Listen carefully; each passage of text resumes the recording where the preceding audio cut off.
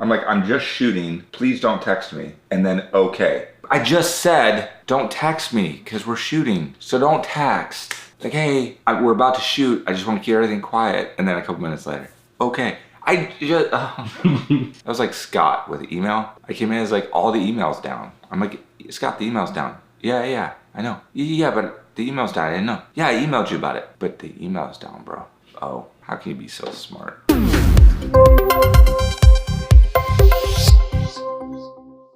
Hello, adventure. So you know what? As the world gets bigger, sometimes we need to get smaller. And a way to do that is to keep things local. And one of the biggest trends that is happening in social media, and you will see this continue, and there will be a lot more things that are integrated with it, is geolocation.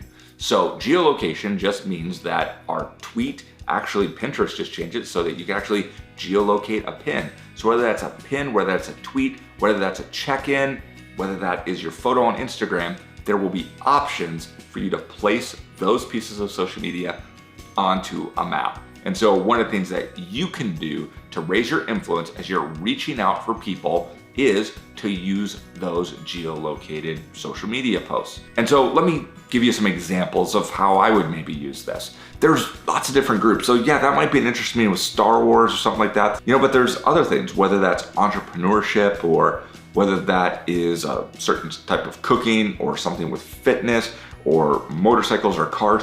You know what? There's these affinity groups, and a lot of times those affinity groups are local.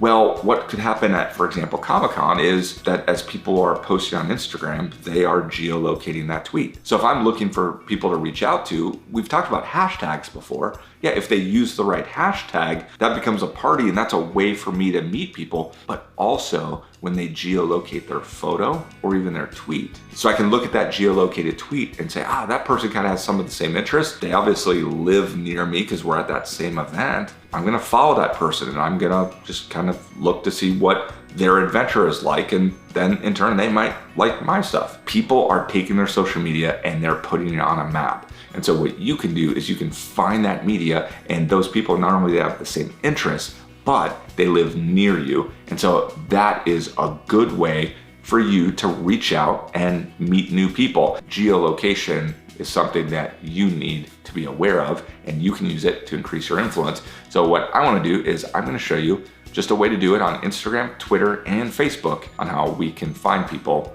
near you. How I might initially find a geolocated tweet is maybe at a place that I'm already at. For example, I'm going to go to this post. This is where I geolocated it. So I can look at the Lookout Mountain Preserve, and here are other people that have similar posts nearby.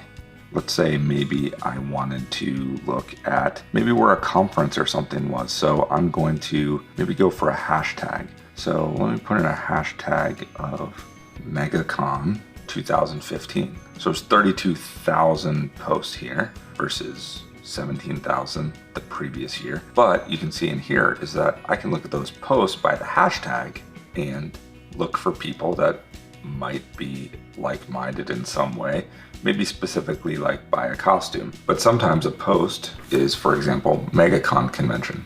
So this is a cool photo here from Guardians of the Galaxy, but you see they geolocated it. I can look at that geolocation and find where other people might not have used the hashtag, but they geolocated it. Whether that is MegaCon or whether that's a farmer's market or whether that's a place that I had recently gone to, I can look for people in those areas that share a similar interest. So next program I'm going to take you to is Twitter. This is one that Jeremiah did earlier, and let's say that he typed in Batman, and he wants to find any tweets involving Batman. Well, you know what? A term like Batman, I mean, that's a lot of people that he's having to maybe follow to interact with, but what he can do is, a lot of times people don't know this, is after you do the search, there is these like little slider icon. You click on that, and right now I'm searching everything. Well, I could see just photos or videos, news, or just people that I follow that are into a certain thing that I am. Or here's a really cool one, near you. So now I am just seeing people that are tweeting things about Batman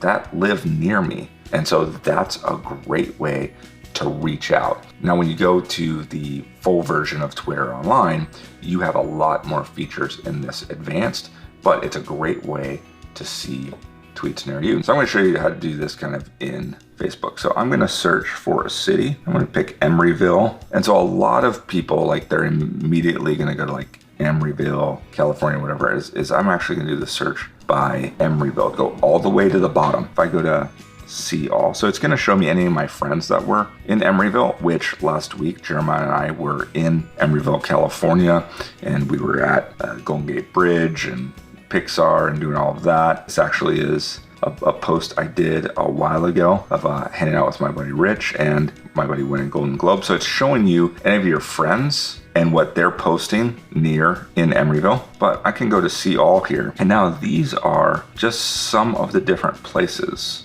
in Emeryville that people could tag themselves into that. Okay, so let's say I'm going in here, pages or locations. It'll even tell you that, hey, my friend Peter, he likes this page, but I can actually then go to this page. So I'm saying the Emeryville Chamber of Commerce. And so this is where, for example, not only can I actually see their page and what's going on near me, but sometimes they'll tag people in their photos, or people here will actually like leave posts.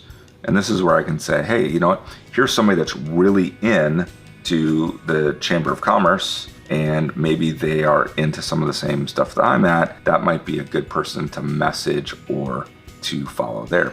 So that is also another way, is to realize that a lot of these locations are built right in here to Facebook, and as part of the search, you can be super creative. What I need to do is just show you that it is possible and give you some vision on how you can increase your influence.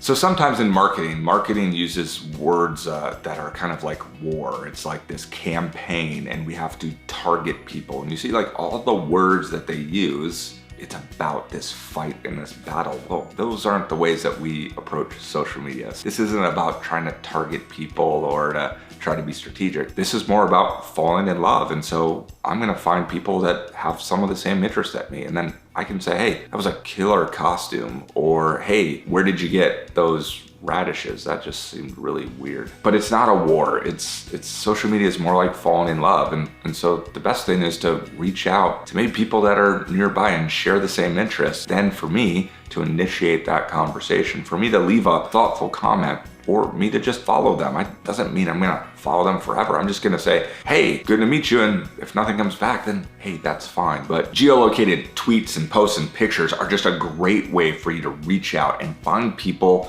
that are into some of the things that you are. Remember, social media can take you all around the world, but sometimes it begins in your own backyard, and your adventure begins right now.